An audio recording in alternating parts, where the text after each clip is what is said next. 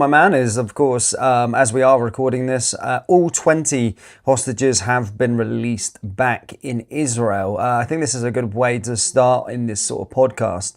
But we've also got a lot to discuss within the UK side of things as well. Can you just give us a little bit of a running order of what you've got? Yeah, sure. So obviously we've got a lot of information regarding an ex-Reform MP who's been found guilty of taking bribes from the Russian government.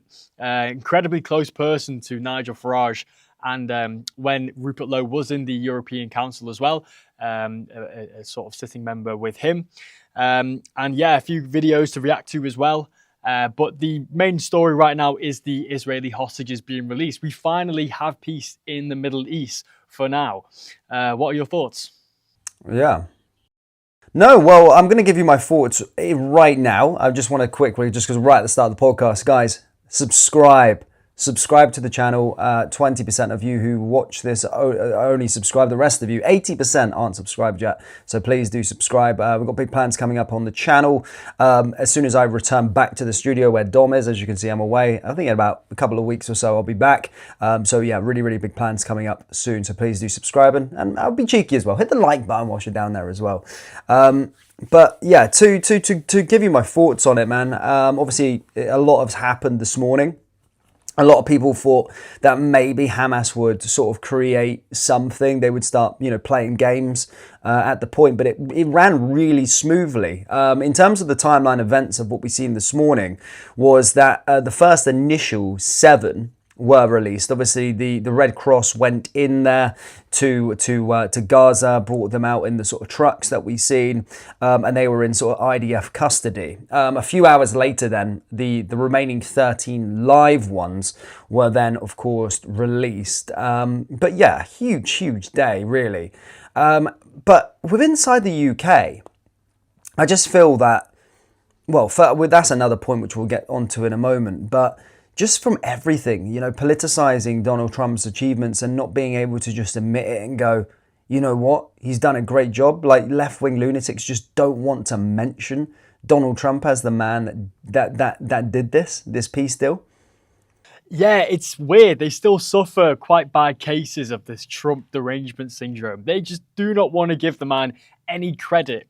And, as an issue as bipartisan as ending a war between Israel and Palestine, you'd think you'd get sort of quite broad bipartisan support for that, or at least, a commendation. Okay, fair play, you've done it. And, I see marches taking place the day after the peace deal got announced in the UK. What are they marching for? The war has been solved. The war has stopped. The hostages have been released. Some of the Hamas prisoners have been released as well. The Hamas soldiers have been given amnesty to leave Palestine. This is an overwhelming success for not just the Middle East, but really for the whole world. We saw how the sort of 9-day war created a lot of contention around the globe due to fears of escalation. Is this the start of World War III? I remember some of the damning videos of Iran sending these hypersonic missiles into the heart of Tel Aviv, and Israel doing the same to the to Iran. And we've stopped this Middle East war now, hopefully for a long time, and they still can't give any credit where credit is due. Yeah, no, because I've seen it. Because as I said, I went to school with some weirdos, and they still posting about what they need, what needs to happen now, as if they're having a pivotal point in things. They're saying, well, they need reparations, but there's literally talk ongoing now about Gaza being rebuilt with Germany. So they're just protesting over nothing now. It's literally just because it's trendy. It's all done and dusted, and now you just got to let what happens happen. And as I say, Gaza is actually going to be rebuilt.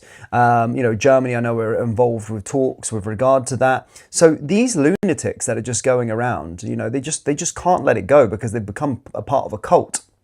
That's what they do now. They have to go get jobs, which they don't want to do. I mean, I don't know who's funding them anyway, but they just want to carry on with their, I think it's that identity. That they've got that identity with being a pro-Palestine marcher. But now it's done. They're like, oh, what, how do I belong in this world now? What do I do? I've got nothing more to go. So they're just trying to grip onto certain things and carry on just because it's become a trend now. It's become a trend, and they're going to lose their sort of point in life, if you get what I mean, their purpose in life, if you get what I mean, now that it's over. Yeah, exactly. It was a massive political sort of talking point for them, and it gave them a reason to march, and it gave them a reason to put, Instagram stories up of obviously the horrific scenes we've seen out of the West Bank and Gaza, and now it's solved, and they're still sort of clutching onto straws and trying to find a way to sort of turn this negatively against the man who brought peace. It's completely bewilders me. But in the issue of rebuilding it, I'm sort of stuck on a fence here. I don't know why Europe in general is getting involved in rebuilding it. Surely the rebuilding costs should come from Israel, right? Not even. I don't think so. I mean, two countries are at war. That's in my personal opinion. I just believe, if you're at war with each other, then I've never seen anything in the history of life where the person the country that was at war then has to fund and build something for people. I don't think so. I think there's a lot of aid currently already going into there, and you will see a lot of donations going across. But I don't think Israel necessarily has to start. That's my personal opinion. I don't think that they need to start going around and actually building things up. I'm not saying I'm pro-Israel or whatnot, but I don't think it's their responsibility to do so. They're at war with them. Yes, there needs to be some sort of support, I suppose, for Gaza and trying to build it up. But of course, we've seen with Trump, they're implementing a sort of mini government, if you like, there. Tony Blair still, the jury's out with regard to him this morning, that they're going to be overseeing it. But there's a lot of components and a lot of moving parts that a lot of the European countries are going to sort of band together to sort of help Gaza. Through aid and whatnot in terms of building the place up. But I don't necessarily think that Israel needs to, but that's just my opinion. What do you think? Well, in terms of a historical context, prior to sort of World War II, the victors were never responsible for rebuilding the countries that they destroyed in war. But really, we saw a change of that after World War II. Things like, after the Nagasaki bombings in Japan, the US was actually quite instrumental in rebuilding Japan. And it's the same with the UK and Germany, actually. We did help rebuild some parts of Germany, and the same with the USA. It's quite a modern concept. It's not really happened before World War II. But, at the end of the day, Israel was responsible for destroying the majority of the buildings, or all the buildings in the West Bank that were destroyed. I do feel like they should have a responsibility in rebuilding them as well. It's not. This isn't our war. This isn't Europe's war. Of course, the UK has just announced a £20 million aid package, things like water, flour, etc., that will be sent to Gaza. And whether that includes rebuilding some of the critical infrastructure that was destroyed in the war, it's too early to call. But I just think, how I always go back to the same question, Dan, is how does this help the UK? And I can't really see an angle there that rebuilding Gaza, how does that help the UK? I can't really see a justification for it. Well, I don't know. I mean, I don't see the justification, but you understand that, it's the sort of modern thing now with regard to being closely aligned with these sort of European countries, that you sort of get banned into it, that you need to do your bit to help out. Again, there's a lot of other things that are currently ongoing in the world. Myanmar is one of them, which again is not getting a lot of national spotlight. And of course, what's happening in Nigeria. But, it's just whatever's sort of trendy. They need to look good. It's sort of like identity in a way. Like, oh, does it look like the UK is doing something? Yeah, well, tick a box. It's like sort of box ticking as such. So it makes them look good. Yeah, of course. It's kind of like just a political talking point. We did. Keir Starmer wants to take such responsibility for this peace deal. Yet Marco Rubio, the Secretary of State in the US, has come out explicitly saying that Keir Starmer's recognition of Palestine just muddied the waters. It didn't help. It actually hindered the peace deal.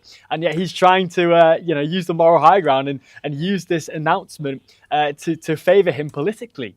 He's just taking the credit from Donald Trump. for this peace deal, which I find is quite hilarious when you literally have US politicians saying the opposite. No, they've all done it. So it's right on brand for Labour. You know, minimal evidence to suggest that they ever did anything, and maximum PR to suggest that they did. Now, did you see Bridget Phillipson yesterday cutting around on Sky News saying that they played a huge part in the peace deal out in the US? And as you said there, Marco Rubio said that the UK pretty much nearly scuppered proceedings. However, you've still got Labour MPs trying to play and trying to take credit for this peace deal when they did absolutely nothing, despite the US and, as you said, Marco Rubio, but also the US ambassador to Israel also coming out and saying that this lady is delusional. Let's just watch the clip. I've sent it you on WhatsApp. Let's watch it quickly together, but you'll see that she's saying, and they're trying to spin it to the media, that we did a lot. We did a massive part behind the scenes. Despite the news host grilling her on it, she couldn't come up with a reason as to why the UK played a part. Have a watch of this. Have you got it? We have played a key role behind the scenes in shaping this. It's right that we do so because it's in all of our interest, including our own national interest, that we move to a lasting peace in the region. Well, when you say behind the scenes, like what? I mean, it seems to everybody else in the world that this has been done by Trump and the Israelis and Hamas. What part did we play? These are complex matters of diplomacy that we are involved in, but we do welcome and recognise the critical role that the American government played in moving us to this point. What matters now, of course, is how we move beyond this immediate end to the war, moving towards that lasting peace that we all want to see. And that is why we've recognised a Palestinian state, but why alongside that, we're committed to making sure that a safe and secure Israel endures. The reason I ask this is because, as you say, we recognise a Palestinian state. Marco Rubio, the Secretary of State, said that actually made it more difficult to land the deal. What's really going on here? I mean, was that some sort of clever strategic double bluff? I mean, the Americans say we made it more difficult. You're saying that we played this key part. What's true? Well, we believed as a government that it was the right thing to do to recognise the Palestinian state because of the way in which the conflict had developed over the last 2 years, that if that hadn't happened, we would be in a position where there would no longer be that viable option of a Palestinian But the state. Israelis were furious with us. The Americans said that we actually hampered the deal. What was the positive role that we played? It was the right thing to do, and we will always act as a government in that manner. I do obviously understand that not everyone agrees with that decision, but given the scale of the conflict and what needed to happen, we felt it was the right thing to do to recognise that Palestinian state. But I should also just emphasise that the reason... So, yeah. Yeah, it just comes from this like participation medal culture that they so love in Labour. You know, she didn't actually... No, but I loved...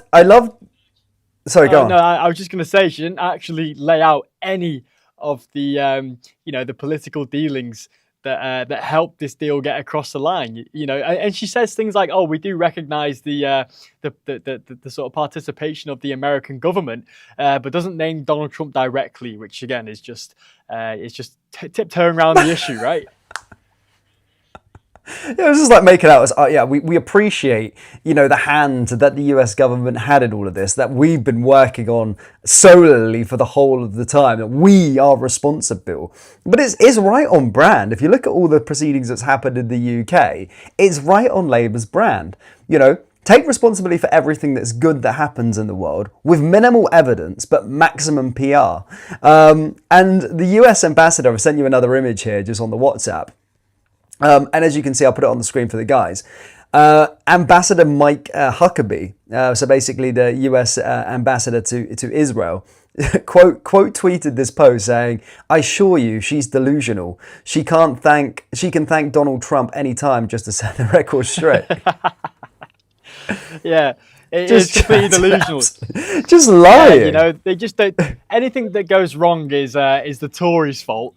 And then anything that goes right is 100% their fault, even not playing a single sort of part or sort of you know, responsibility in the actual negotiations. I think it's delusional. And you know, And in fact, I'd go as far to say, and as you say with Marco Rubio and co, but the US have said that the UK's actions in the midst of negotiations by recognising Palestine as a state actually almost scuppered the whole thing.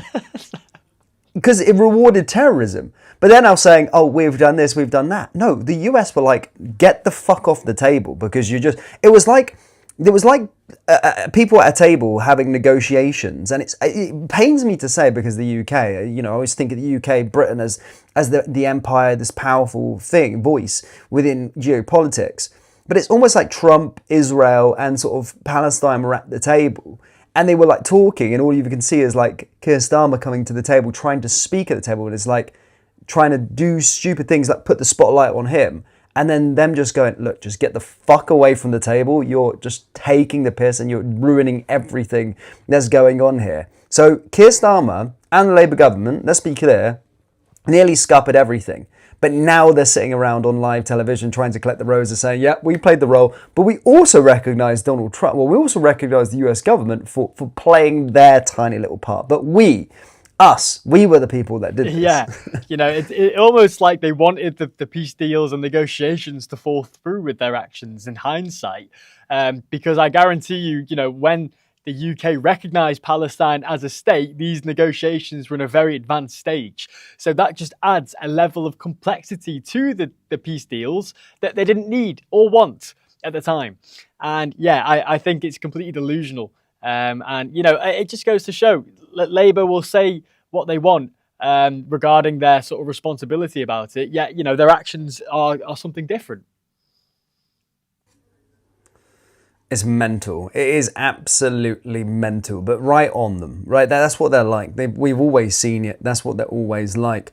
But I just want to give a bit more flowers to sort of Donald Trump, really. A modern day great, a modern day hero, probably the greatest president we've seen in very, very long time. The amount of wars he's brought to an end, he's still obviously trying to push that peace deal between Ukraine and Russia. But ending this one, come on, that's huge. It's absolutely massive. But, what we're talking about here, if he ends the Ukraine and Russia war here next after this, mate, like, that's unprecedented, really. Yeah, it's true. I feel like obviously that's a little bit more of a complex situation. He's doing his best job, He's speaking directly to both presidents of the countries, Zelensky and Putin. Obviously, he had that meeting with Putin where they couldn't finalize a deal or sort of like agree to terms of the deal. But it just shows how his sort of diplomatic approach to this complex nature that is the Ukraine war is at least moving the ball forward in the right direction. Rather than Joe Biden's sort of strategy of just throwing unlimited money at Ukraine and sending the flower of Ukraine off to die, at least he's trying to stop it through a sort of a more diplomatic approach. And I think that the war in Ukraine has been going on for far too long now. The sort of complex nature of it means that, Trump came out after and said that, maybe Ukraine can get all of its territory back. It's a very difficult, complex scenario. The Donbass region being sort of ethnically Russian, yet sort of under Ukrainian territory. It's a bigger issue, a lot more sort of moving parts in that situation. But if he can bring that to a peace, he'll no doubt be one of the greats that lived in this generation. Some guy, man, absolutely some guy. Again, I don't know if you seen it earlier on today with regard to Tony Blair. Did you hear him speak about Tony Blair? I've seen clips, but do you have a video we can watch? No, well, not really. It was like a 6-second clip, but it was asked about Tony Blair, about he's going to take up the sort of, what are they calling it out there? Is it a government or something? Yeah, like the head of the new state. Yeah. So essentially, but basically he was like, oh, is Tony Blair going to be the guy? He's like, no, well, we need to find out if he's popular enough first. So he's not really said that he's going to be getting the role as of yet. They want to see if he's popular enough to get it. But Hamas have actually came out and said that they don't want Tony Blair involved I'm whatsoever. not surprised with his history in politics. It's called the Gaza Peace Board. And yeah, Trump is, you know, he said he's always liked Tony, but I want to find out if he's an acceptable choice to everyone. So yeah, he's kind of just trying to force himself into this position without like a democratic approach, without you know, voting or election. He's just like, okay, this country needs a new leader. I could be the leader. But I'm not sure if he has his best interests at heart with his ties so close to like Israeli lobbying in the UK and you know, his ties to Oracle as well. It's very interesting strategy that he's going for there. But Trump is right, you know. If he's not liked or not sort of wanted to be leader there, then he shouldn't be leader there. What's it with 2025 when we're seeing the ugly head rearing of Tony Blair popping up at every single point that we discuss? Whether it be digital ID, now in Gaza, why didn't this guy just go off into the abyss somewhere? Yeah. And realise that no one wants to hear of him or see of him. I mean, at every point I'm touching, I just constantly see Tony Blair's name in the headlines with something. Whether it was the Jeffrey Epstein scandal the other day, digital ID, his son being behind the company, him pushing digital ID on the people, and now this whole situation with Gaza. The guy is just constantly rearing his ugly head at every single point, at every single subject in 2025. Yeah, it makes me think he's got more of an instrumental position behind the scenes, right? It's almost like a sort of Joe Biden-Obama situation from 2020 to 2024. You know, officially, Joe Biden was the president, but I feel like behind the scenes, Obama was sort of making the calls and, you know, being the sort of shadow president. Well, it might be the same situation we have with Labour, with Tony Blair sort of being this de facto prime minister and sort of giving the calls and pushing the buttons behind the scenes. That's obviously just a theory. I wouldn't put it past him to say that's not true. But I think that could be a real possibility. Yeah, so everything has gone swimmingly, so to conclude, of course, with it, apparently, in Trump's words, the war is over now in Israel, and all 20 living Israeli hostages have now been released. Of course, there's a further ones which bodies were returned, so obviously a lot of them didn't make it. And then, of course, the Palestinian prisoners or hostages or whatever you want to call them have also been released at the time of recording. So all going swimmingly well, gone as well as it probably could have or could have on today. And yeah, it does look like, as in Trump's words, the war is over, obviously signed as well. And just a final one on that, Israel are also going to be awarding Donald Trump with the highest civilian honor as well, following him getting this sort of peace deal. So big news all around. Another one today in terms of big news. Mr. Tommy Robinson, a popular figure, of course, amongst our subscribers here on this channel. Tommy Robinson, again, looks like he's in court yet again, is going to be facing possible charges over a terrorism offence. And he's going to be doing a 2-day trial, no jury. It's just simply him and a judge, and his fate will be decided in that way. Shall we listen to why, in Tommy's own words, as to why he's, of course, facing this sort of terrorism charge? Yeah, absolutely.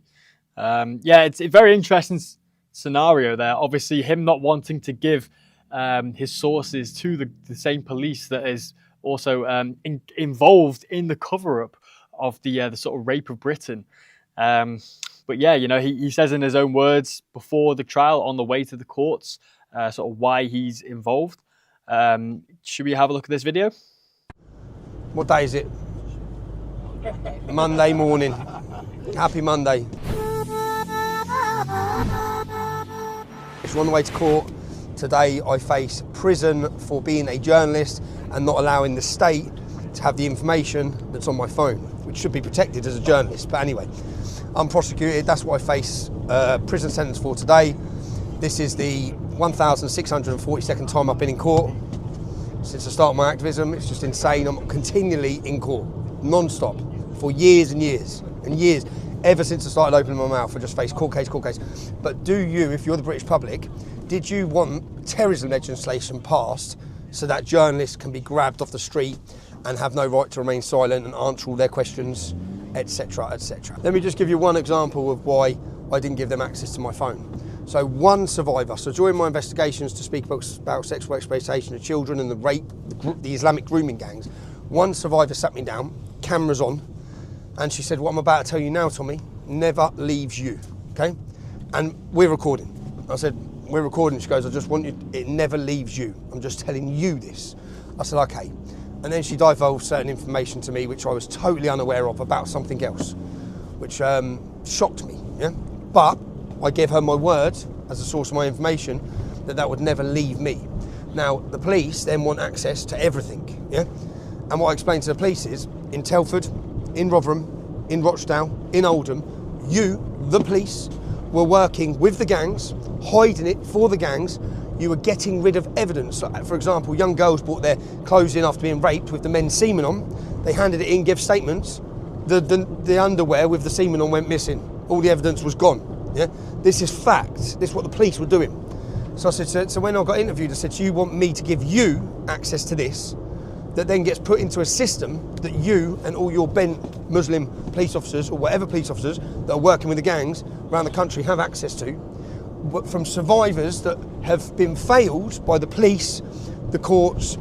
Everyone's failed them, and I've refused to fail them. I refuse to let you have access to this. I'm not giving you it. And for not giving them that is what I face prison for today. Yeah? But I've said to the girl, and she's been messaging me for weeks anyway. She's worried. I said I didn't give them access, but she's given a statement just to say that I gave all of these girls my word on certain things, and I shouldn't have to divulge my sources of information to the British state, which is what they want. That's where we're at. I'm on the way to court. A few of the lads with me, and we're not going to make it in time to get a full English, and that was my main concern this morning. Not prison, what I'm eating. So we're going to try and find a McDonald's to stop off on the way. But I'm grateful to all the people who support me. Elon Musk, thankfully, I haven't had to beg for the donations today because Elon Musk has picked up the illegal bill for this absolute state persecution. But there's no jury today. So 12 members of my peers that I've never had through all of my court cases are not going to be able to decide my future. Today, my future is decided in the hands of a state-appointed judge. So let's see what happens. So yeah, I mean, look, listen, we already know that he's public enemy number one, but, you know, for what he's going to be apparently, could be going to jail for, but I'm hearing could potentially go to prison for 3 months if found sort of guilty of this. Would it surprise you if he does get a guilty verdict? It wouldn't surprise me at all. Unfortunately, knowing the corrupt nature of the UK justice system, you know, at the end of the day, his points are valid. You know, he is a journalist, and the number one rule as a journalist is you don't give up your sources. And he's got a lot of evidence that would actually harm the police. So giving up his evidence and giving up his sources is obviously in the police interest in order to sort of remove them. So why would obviously Tommy give his phone password? It makes no sense from a journalist standpoint. But, you know, using terrorism charges against Tommy so he doesn't have a right to remain silent is absolutely sickening. You know, you should have the right to remain silent regardless. Or at least, you know, not use terrorism charges against journalists. You know, it's a perversion of law that is trying to sort of perverse the nature of Tommy's journalism. I think it's disgusting. But yeah, it wouldn't surprise me at all if he's found guilty of these bogus charges. But I will say one thing, you know, props to Elon Musk for you know, footing the bill for this legal case. He's been doing that a lot in the UK and especially in America as well. Regarding in America, it was regarding people who lost their jobs of tweets that they made or posts that they made online to sort of sue the companies. But yeah, I love to see Elon Musk getting involved in this cause. Yeah, no, fair play to him. As I said, he kind of puts his money where his mouth is, so to speak. And yeah, supporting Tommy from afar. But we'll have to see. I mean, it's a 2-day trial, so I don't think we're going to be reaching a verdict today by the time this sort of podcast goes out or whatnot. But we'll obviously be keeping you up to date as sort of time goes on with regard to it. But yeah, I mean, listen, it'll be a really, really crazy world if he goes to prison, gets prison time for this. Because yeah, I mean, literally just give the pin code to his phone from a journalistic standpoint to Border Force, which again, we've seen a lot of people not get jail time for certain things, whether it be Hugh Edwards, whether it would be this guy that attacked the guy who was burning the Quran. He had a knife out in public saying he was going to kill somebody, and he got no jail time within the UK. But we already know that there's a two-tier justice system within the UK, and if he does get prison time for that, then it's there for everyone to see. Yeah, and he even reminded me of the Labour MP who called for the throats to be cut and making that sort of gesture there. Him not even getting a suspended sentence, let alone found guilty, when it was clear as day, the evidence there. Yeah, you know, there was a massive two-tier system in the UK. And the government is clearly sort of politicising this case against Tommy because they know how influential he is. The man got 2 million, I would say 2 million people mobilised in the streets, Downing Street and near Westminster, marching for a cause that they believed in, and that really a movement that Tommy started. Obviously, he is public enemy number one to this Labour government. And, you know, I feel like the Labour government are complicit in the sort of the grooming gangs within the UK, as seen by Jess Phillips's lack of, urgency in starting the rape gang inquiry. Again, Rupert Lowe has sent another message to Jess Phillips regarding the sort of, nothing happening with the rape gang inquiry, which really just shows that they're guilty in the matter. It wouldn't surprise me that Tommy is sent to jail again as a political prisoner. You know, people would say, Nigel Farage would say, Tommy's not a political prisoner. He's in jail the last time for contempt of court. Well, it's like, why would they put him in jail for contempt of court? Why would they put him in isolation for 8 months, which is over a civil case? It's completely unheard of. This two-tier system is corrupt and it is present within our justice system and really needs calling out. Facts. Yeah, 100%. Well, we'll see what happens. And on behalf of the podcast, we wish Tommy Robertson all the best with it, and hopefully the right verdict is met.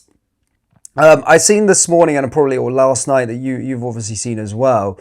This is another big scandal, by the way. And again, it's regard to this government and the way that police go about certain things. But breaking news was that The Sun, the newspaper, had won a legal battle to reveal that a child rapist, Amin Abdi Muhammad, was actually an asylum seeker. His lawyers tried to block reporting on his immigration status, but the court ruled in the favour of open justice. So that's good news at this moment in time. But the fact that these people representing these sick and disgusting individuals are actually trying to get their immigration status blocked, so the whole country doesn't know who he is. Yeah, it's really interesting the use of the withholding that information to the public, because they say the jurors could get their mind, or the news could influence the jurors. Well, that is information that the jurors will have available to them before they find his innocence. But it's just interesting to see how asylum seekers get jury cases and Tommy Robinson doesn't. He's been in court 1,400 which is unbelievable. I didn't know that as a statistic, but that is absolutely wild. And not once has he been represented by a juror of his peers. And there's a reason for that, because the peers would ultimately find him innocent, and Labour and the government know that. So yeah, I just find that very interesting. But yeah, big up The Sun, obviously, for pushing for that demand. This is information that needs to be out there. I guarantee, it's so interesting to see how on the synagogue attack in Manchester, the information regarding the suspect, that was widespread news within a couple of days about his history, his family, his house being raided. And yet, the Axel Rubana murders, that history was completely, thwarted and completely taken out of the public consciousness. It just goes to show what when it's against a white Christian family or children, The government have a wrongdoing in hiding this information, and especially with asylum seekers as well, because at the end of the day, it's negative PR, and we know what Labour do with negative PR. They just try to brush it under the rug and pretend like it's not there. Exactly. Should we see this clip of Ben Leo actually breaking the news on GB News last night to see if there's any more information with regard to it? Absolutely. The Sun, this is breaking news tonight. The Sun newspaper has won a massive legal battle to reveal that a child rapist was an asylum seeker. I'll just repeat that. The Sun's won a legal battle to reveal that a child rapist in Britain was an asylum seeker. His name was Amin Abedi Mofrad. He's 35. He was convicted of attacking a 15-year-old girl after throwing his coat over her head. His legal team and prosecutors wanted to keep his asylum status secret during the trial, blocking The Sun from reporting on it. They claimed it could sway the jury's verdict if they read about it and even cause protests outside the court. But the Sun's lawyers, and I know the Sun's lawyers very well because I've worked with them many times when I was there for 7 years, they're a good bunch, they argued a ban could be seen as an example of two-tier justice and there was no evidence the jury would be distracted in any way by the defendant's immigration status. Very quick word, 10 seconds. Good that we should know that asylum seekers are rapists. Why on earth would they want this covered up? Absolutely, it should be out there. I mean, you know, obviously there's much higher standards for libel and things like that in the US than there are in the UK, but, you know, I think this underscores the importance of the industry that we're all in as journalists, is trying to uncover things like this. Yeah, top-class journalism from The Sun. No surprise that you came from there. Absolutely. GB, lucky to have you now. Sarah, what a way to finish the night. Thank you so much. So yeah, I mean, as you just said there, of course, you're trying to block, you know, who are these unscrupulous characters that are trying to block and withhold this information? That's more to the point. You know, how is it going to sway a juror? And this stuff should be in the public domain anyway. The fact that he is an asylum seeker makes it even fucking worse. Because the individual just came over. He's not even our citizen. You know, we've tried to give him some a helping hand in this world. Well, not really, actually, to be perfectly honest with you. But he's came over trying to make his life better, as the left always try and say. And then all of a sudden, you know, he's doing these heinous acts. They should be treated even on a more harsher standpoint, because the fact that they came in illegally in the first place. Yeah, it just goes to show this government has a tolerance for intolerant people.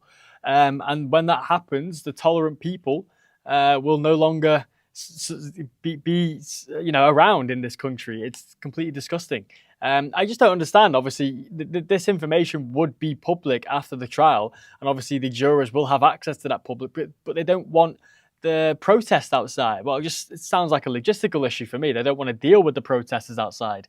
But clearly, you know, on the grounds of fair journalism, that they had their, you know, access denied, and they couldn't keep the information to themselves. Yeah, I think it's obviously good journalism from The Sun. And I just don't understand how this type of information would affect a jury. It just doesn't make any sense. Well, the answer is you're absolutely right. It doesn't make any sense because it doesn't make any sense. That's the simple thing at it. It doesn't make any sense. So yeah, you're right. It just seems it's one of those. It just seems like you know, they just kind of control the narrative and obviously what is let out to the public. I mean, this is the Labour government playbook 101 here. Is you know, take a credibility for everything good in the world, and anything bad in the world just brush under the rug and make sure it doesn't see the light of day. But yeah, you know, going forward, I want to see the immigration status of every single rape case that happens in the UK. And I'm sure, obviously, there will be native British people that, you know, partake in them horrendous acts. But at the end of the day, it's a per capita statistic that we should be, you know, concentrated on. You know, what are the rates of sexual assaults? I want to see that data. I'm sure the British public would be inclined to see that data too. Exactly. Moving on to another point as well. As I said, I'm sure you've seen that video as well. I mean, you've put it in your brief with regard to a Labour MP calling the UK to take British flags down since it makes migrants, quote unquote, uneasy. And then I see flags painted on roundabouts, and that is just a bit weird. And you know, because you've seen it online and I see it in my inbox, that this does make people feel uneasy. And they ask, what message are these flags supposed to be sending? Now look, I'll take people at their words. people who say this is about national pride. I'm proud of my country too, and I'm proud of our flag. But I do understand why others feel that it's about excluding people. Why others feel that it's about saying who belongs here and who doesn't. We're one British people. We're proud of our country. We should be standing together underneath our flag, not some of us looking up with unease. That's not the British way. Standing together, not standing apart. That's what being British is about. Unity, decency, determination, having a pint, a cup of tea, supporting the English football team, and sometimes they win. That's what being British is about. And that's why today I'll be asking the Reform County Council to take down the flags on the lampposts. Yeah, I love how this nincompoop is telling us exactly what's the British and what's not. What is the British way? Having a pint and drinking a cup of tea apparently is the British way of doing things. Supporting the English football team. So that's ultimately, those 3 points is what makes people British. But I really struggle to understand where people are so offended by the flag. No one's segregating anybody, and how a flag makes individuals feel uneasy, I've never really got this point, because I've seen many people, whether they be black, Asian, or from other ethnic minorities, they're living in this country. It's our nation's flag. So how does it make them feel uneasy? I've never got this argument. I really don't. I get it. If they embrace the flag and embrace the movement, then it wouldn't exclude them. No one's came out and said that this is a neo-Nazi movement. No one's came out and said this is white British people only that fly this flag. There was no brief in that whatsoever. The Raise the Colour movements was simply about putting more British flags and St. George's flags up and around the country because there was a lack of it in the first place. Exactly. It was a standalone movement in order to just bring together national pride. You know, that's a very public statement there. And who is this guy to tell us what the British way is, having a pint and a cup of tea, supporting the English football team, but also allowing your kids to get raped by foreign Muslim men. It's just the British way, isn't it? Who is this guy to tell us what our traditions are, what we should be doing with our own country? At the end of the day, I'm not sure about his heritage, but obviously it's clearly not British. Whether he's first, second or third immigrant makes no difference to me. The fact that he doesn't have sort of, a heritage in this land like most other native British people do. And he's trying to tell us how to, be British. I think Connor Tomlinson had a really good sort of response to this. And I'm just going to read out his tweet here. He said, "This is the inevitable consequence of migration at scale. Of course he feels uncomfortable. It's not his flag, not his heritage, and it's not his country. Of course, foreign people recreate the conditions of their homelands in host nations. It's just a habit. One migrant among a million natives may assimilate, and even then, their half-English children might struggle with their identity. But importing millions of people from culturally distant backwaters and encouraging them to entrench themselves in foreign enclaves, worship foreign deities, and practice foreign cultures means they have no love or fealty for our country at all. Our political system gives them an equal share in a country they don't even want to call their own. But our hearts, Great Britain is ours." And that really just summarizes a lot of people's opinions about this man telling us how to be British, It just bewilders me how they have this sort of moral high ground on the issue and feel like they can have a say in how we run our country and what flags get to be shown. At the end of the day, if you are annoyed at our national flag, then maybe this nation isn't for you. Exactly. I mean, I did a bit of background check on him. He was born in Luton, so no surprises there. But essentially, yeah, I mean, he comes from a Sikh background, which is it also surprises me a little bit as well, because a lot of the Sikhs, and I speak on behalf of a lot of the Sikhs, they do kind of assimilate quite well to British culture, in fact, and they really embrace it, funnily enough, as well. So it's an interesting standpoint from this guy, but the fact that he's gone onto a video, he's actually sat there and recorded it. Now, he can make a point, I suppose, he can make a point where, yes, things do become tatty just because of rain, wear and tear. That's just a thing. It's not about our flag being thing. But then that creates another debate. Well, let's put more flagpoles in place instead of the lampposts. Put flagpoles everywhere, fly the flag properly not on zip ties, on all of the country's buildings. Then all of a sudden, then you don't have, then that tatty argument can be taken away. But his main standpoint there, because he bundled the two in the same place, is that it makes people feel uneasy. Black and white, simple. Our country's flag makes him feel uneasy, makes other people feel uneasy. Who are those people? Oh, people that find the flag offensive are not from the country. Because I tell you, whether they're black, if I speak to a black English person or a black British person, they love their flag. Or, other Asian people, they will love their flag. They don't feel uneasy about their flag. If they truly feel British, then they won't feel uneasy about the fucking flag. It's just a pointless argument to be making. Yeah, and it really goes back to the whole reason why the Raise the Flag, Raise the Colours operation began. On a cultural level, this is game theory. You need to understand who is for you and who is against you. If you are uneasy about the British flag being flown in such a manner, then this country isn't for you. If you can't unite behind the flag, then you are not part of the United Kingdom. And if you try, and that's a really good point actually, because one of his points there is that the flag's become tatty. Well, there's clearly a public outcry for more, official flagpoles to be put up. So yeah, maybe there needs to be more funding, such as the Birmingham Council.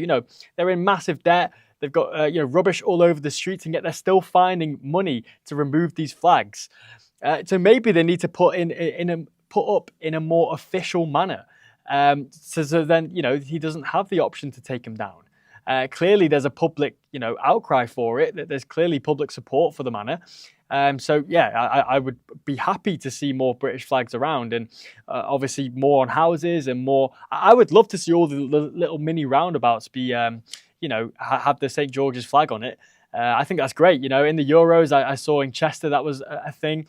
But yeah, really, I just want to see more of the flag. And if it annoys you, then, well, this isn't for you.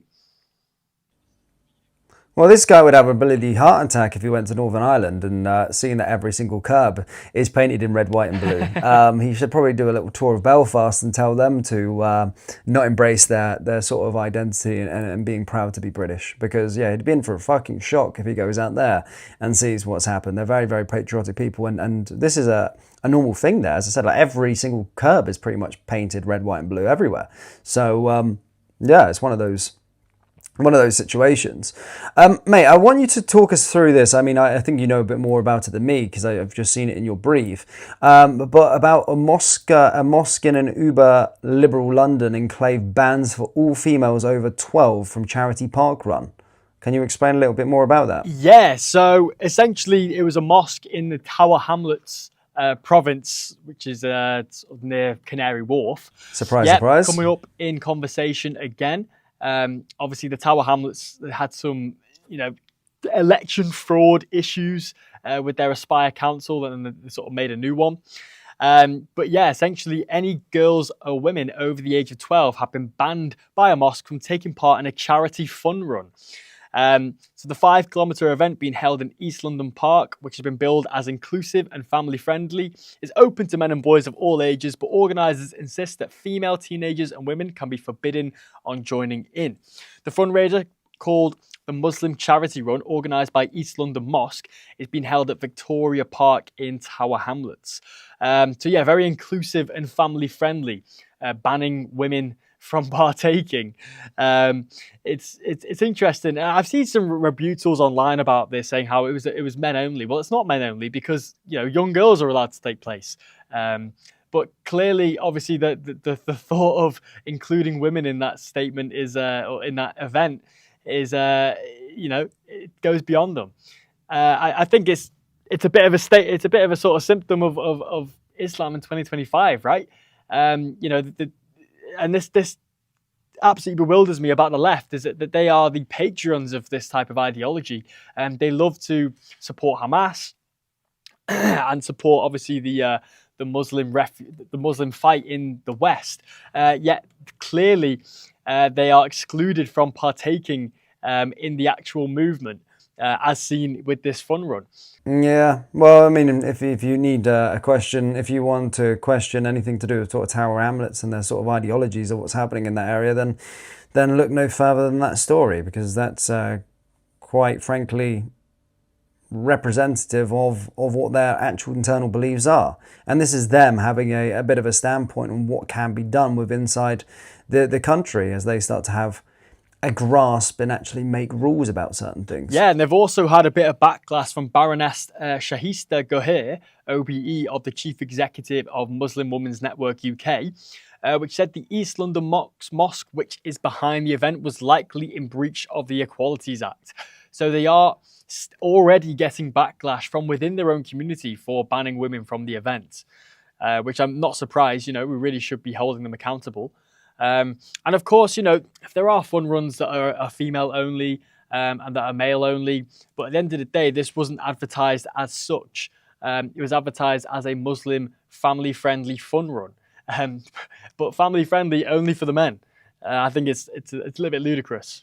I love how they do that though. It's just like you can kind of do a Muslim family-friendly fun run. Imagine the uproar if we put a Christian friendly fun run. Anyone that's not Christian can join.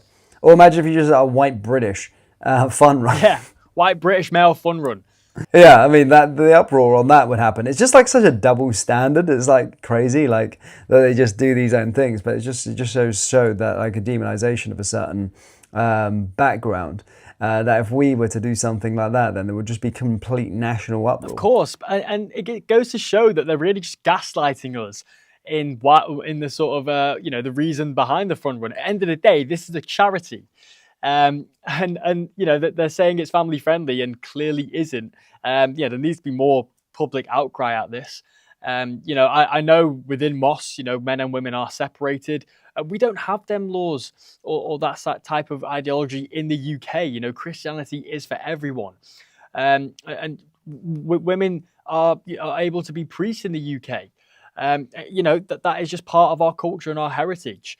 So, if this happens in the UK, you need to abide by our ideologies and laws. You can't just import your culture over to ours and become your own little sect within our culture and expect there to be no outcry or backlash for this. No, exactly. Mate, I've got another story here actually that just came up that's pretty shocking. Actually, it's with regard to the last words of a veteran who killed himself after being refused a house by the council, who he said he wasn't a priority. So Rob Homans always wanted to be a soldier, a promising footballer as a youngster. He turned down scouts from Birmingham City so he could join the military. By the time he was 19, he was off for his first tour of Afghanistan. At 21, he went on his second, fighting for this country. So 2 tours of Afghanistan, a hero in many eyes. But despite embarking on his dream career, his mother, Dawn Turner, believes what he endured in the army wrecked his mind. She told the Daily Mail when he came back he was broken. In August, the former Royal Horse Artillery bombardier was found dead at the age of 35. He had taken his own life. Rob had been struggling in the years after he left the army. He was desperate to get back on his feet and had asked his council to help him find a house. Now, veterans like Rob should have priority for social housing, as we already know, because of the Armed Forces Convenient Fund, but Worcester City Council said, I quote, "He's not a priority." His mother claimed that they only offered him a HMO far from his friends and family.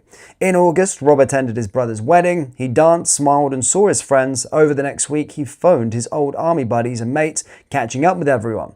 He had tried to take his own life multiple times over the years, but he had always been saved. Tragically, this August, he succeeded. Miss Turner, a mental health campaigner, broke down in tears as she told reports, "It doesn't seem real. I hope he knows how much we loved him. I feel like I have failed him." More on this. I just want to hold the government accountable. If we were here, I would tell them I would fight until my dying breath. The gloves are off. I'm not going to stop. I'm going to get justice for him and prevent this from happening again. They need to pay for what they've done. She added he deployed to Afghanistan and he just turned 19. Then when he was 21, he was back again. It didn't seem right for him to go over there at that age. He tried to keep away from me, he said. I've got enough images in my head. So she carries on telling the distraughting story of her son, of course, who committed suicide. But albeit, it comes down to him not being able to get a house from the sort of Worcester City Council.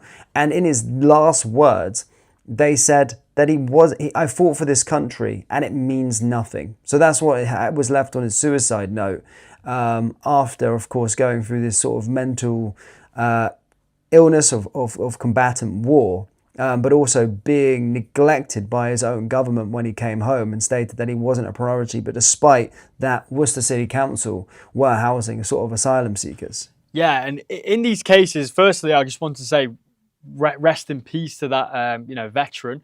Obviously put his life on the line to protect the liberties that we enjoy in this country today. But I'm shocked, but I'm not surprised, unfortunately. I just find it absolutely bewildering how we can allow our veterans in this country to go homeless, and yet we find so much money for asylum seekers. And really, the councillor and the council who is responsible for rejecting that claim should be held accountable. They are completely complicit in his death, and they really should be held accountable for that, for his death, 100%. In his death letter, he directly names them, and he said it was all for. He said his armed service was all for nothing. It's just completely. It just absolutely bewilders me, and it's honestly just a betrayal of the people who lay their life down for this country.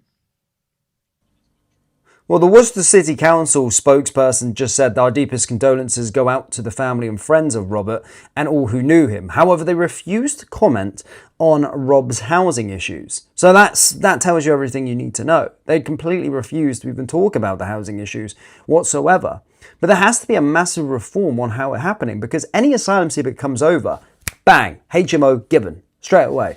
But a veteran here who not only just served in the military, which I think serving in the military in itself should warrant you some support afterwards. And we have a lot of American viewers that watch this, and they'll be sick and disgusted at the thought of this. However, more to the point, he served 2 times in Afghanistan. He did 2 combative tours in Afghanistan, one at 19 years old and one at 21 years old.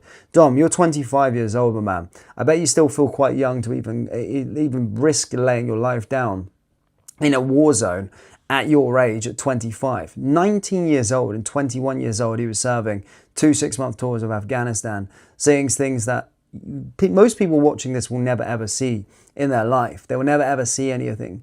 And going out there, we can have a debate all day whether we should have been there or not, but more to the point, he fought for this country. He went out there representing the Union Jack and completely neglected.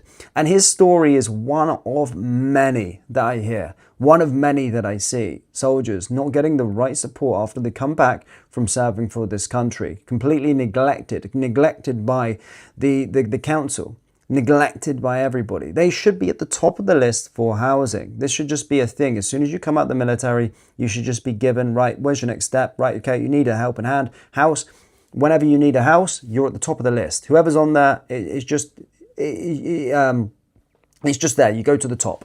Your top priority, and that's it. And there isn't a lack of spaces. There is not a lack of spaces, because we see any Tom, Dick and Harry coming over the channel is straight away into accommodation at the click of a finger. The day they come in, they have got a place, whether it be a hotel where they sit and wait, and then they go into a HMO once they found a place. Why couldn't they do the same system with a hotel for struggling veterans that are homeless? Why can't they put them in a hotel, give them 3 meals a day whilst they wait for their housing? Why can't that be the case? Because they've shown easily that it can be done. And as I said, the taxpayer would rather these fuckers be eliminated out of the hotel, deported from where they're from, and still pay what they're paying already now for the tax, for these homeless veterans to wait until they can go into housing. Yeah, I think if you actually poll taxpayers and on that specific issue, I don't think anybody's got an issue with, providing support for veterans of this country. And you're right, stories like this is one of many. Unfortunately, Rob's life ended in an extremely tragic manner. But what about all the people that don't commit suicide, that are on the streets homeless? It's stories like this, I fear, will have a bigger repercussion, a bigger butterfly effect within the recruitment for our armed forces. It's complete bad publicity for the United Kingdom military, to show that, even if you lay your life down for this country, you will not be looked after when you come back. I think it could definitely affect the recruitment levels going forward. The recruitment's already plummeted anyway. No one wants to fight under this Labour government. There's record-breaking amounts of people that are putting their notice in, leaving. I mean, if Keir Starmer told you to go fight somewhere, would you want to be fighting under his leadership? Absolutely no chance. Zero chance. No one wants to. I have this theory behind that. If someone invades the UK, I will come back to the UK, dig my boots into the ground and protect, the United Kingdom's land. But I'm not going to a foreign nation to fight a politician's war. And that's exactly what Rob did. He's a bit bigger man than me. Obviously, you can argue about the ethics of being in Afghanistan at that time. But regardless, he put that aside and wanted to show his patriotism to the country that he was born in. And, he did his part, but the United Kingdom government and Worcestershire Council couldn't do their part. And unfortunately, that led to him taking his life. We owe it to Rob to change this country to benefit veterans. We owe it to Rob to remove these asylum seekers from these HMOs and hotels. And we owe it to Rob to fix the broken immigration system we have in the UK that is today. And if we don't, we're just going to see many, many more people suffer the same fate as Rob did. Fair. That's a lovely way of putting it, man. A really lovely way of putting it. And I hope, guys, this story does, of course, shed a bit more light on things. But unfortunately, under this government, we're a long way of going to sort of getting any reform in that sort of department, because they're so focused on housing those asylum seekers. Going on to another video, I think I've just seen it pop up, and I love these kind of things. But Young Bob, I know you're a bit of a fan of Young Bob, aren't you? I am indeed. Is this his turning point, antics that he's been doing recently? Yeah, sort of recently, of course, going out and, following the footsteps of Charlie Kirk, so to speak. He started a new thing, of course, debating people out on the streets. Fairly, an articulate young man, a Christian. There's some parallels there between him and, of course, Charlie Kirk. But has started this, and there's a very interesting clip of an insane pro-trans leftist saying white people shouldn't exist during a prove me wrong debate. Should we have a watch of this video? But they don't exist. Right? People should not exist. I was going to say something really nice to you. Listen, I know that you don't agree that transgenderism is real, but it's very real. Those people are very real. Just like you. No, they are very real, and their feelings matter, and their right to existence fucking matters. Okay? Your right to existence fucking matters, even though I don't like you. Even though we don't still like you. matters. Okay. You get to be who you are because you are. Get the fuck out of here. You get to be who you are. No, he's like, why do they hate Charlie? He's coming up. He's fucking shit. He's doing shit. He's fucking shit. Babe, just let me do my thing. Listen, you get to live. You get to be yourself. You get to. You get to be yourself. You get to exist as a white dude living in this fucking world. Transgender people get to fucking be who they want. Well, no, they're not legitimate. They're not legitimately women if they are biologically men. You don't tell me transgender people don't get to live. Man. They don't exist. They fucking exist. They don't. Transgender people exist. They don't. Fucking internet. Transgender people exist. They have the right to exist. They will always exist. They can exist as the biological sex that they exist as, but they don't exist. Right people should not fucking exist. Also, White people. Whoa, calling for a white genocide. Very tolerant of you. My enemy is Satan.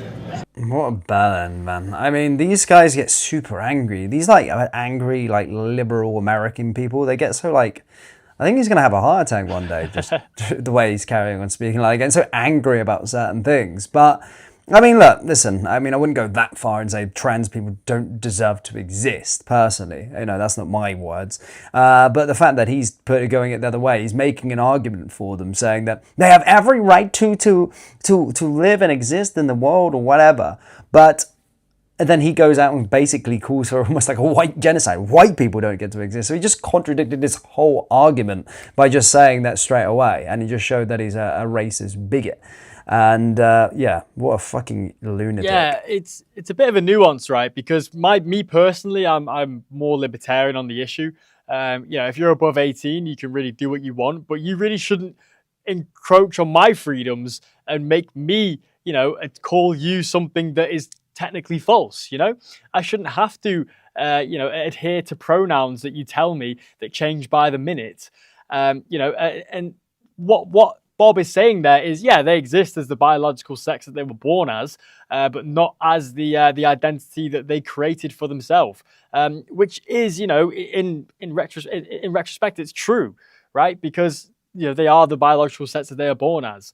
But yeah, calling for a white genocide as a use of an argument, it is completely just backfires on himself, right? He's hypocritical because he's saying that, trans people should exist and white people shouldn't. Well, you've just debased your whole claim right there and shown your true colors. And it's so weird how angry they get over this situation, right? You can really feel the anger, the blood boiling as he speaks in the conversation. And he talks about, oh yeah, he's a Charlie Kirk guy. Well, cool. A lot of people think the same way.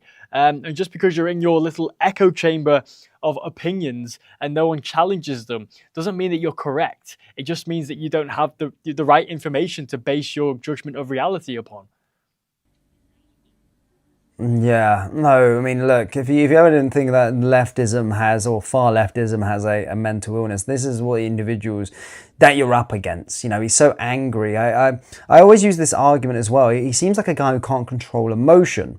Now, a man that can't control emotion usually ends really bad. I'm not saying that don't talk about your feelings if you're a man as such, but you need to be able to control your emotion. This guy can't control emotion. And that's why you see a lot of like nonces and a lot of murderers being like frail men like that. Like when you were younger, you used to like think that a murderer would be this tough guy, right? A big guy. But it's always these sort of weird, skinny, liberal people that turn out to be murderers because they can't control their emotions. And he seems like he's going down that route where he can't. He's getting so angry about something, about words, that he can't control what he's feeling and what he's doing and what he's saying clearly. Something that his main thoughts that came from the back of his mind, he let it out because he couldn't control his emotions. So he showed his true colors of what he actually thinks. And then, if in other cases, in circumstances, they could end up, committing heinous acts because they can't control their emotions. Yeah, and if you're a slave to your emotions, you're no better than an animal, right? We have a conscience, we have this like higher thought, higher level of consciousness that separates us, to an extent from the animal kingdom. And if you can't control them emotions, then you're no better than a dog. And I love dogs, by the way, don't get me wrong, but it just goes to show, if you really, you can feel the emotions. We're not telling people to suppress their emotions, but it's really about controlling the emotions and making sure that you are, in civil debate, your points do your talking for you, right? Without being angry or calling for the genocide of white people. Incredibly interesting debating tactic there. I'm not sure that's going to bode too well for him. No, what an idiot. I know you're running out of time on your side, my man, so we'll probably have to call it off there. But yeah, have you got any sort of final words for us? A bit of a shorter podcast episode today, but rest assured, ladies and gentlemen, as soon as I'm back in the studio, which is not long away, I think it's like a couple of weeks away, we've got big plans. We've got some big stuff. I don't like to be that guy who says, yeah, we got big plans. We'll rather show it with action. But just know things are brewing. And we are coping with sort of video footage. It's harder when we're in different locations. So when we're actually there, there's just going to be better things to be able to react to in sort of real time without the logistic issue of sort of videos out online and the preparation. But yeah, I'm looking forward to it. What are your final thoughts, As always, guys, make sure to hit that subscribe button down below. Every subscriber does help us move towards that goal of 20,000 subscribers. That's the next goal we're trying to hit. And obviously, the more subscribers we have, the more leverage we have on getting better guests on the podcast. Let me know who you want to see us speak to down below.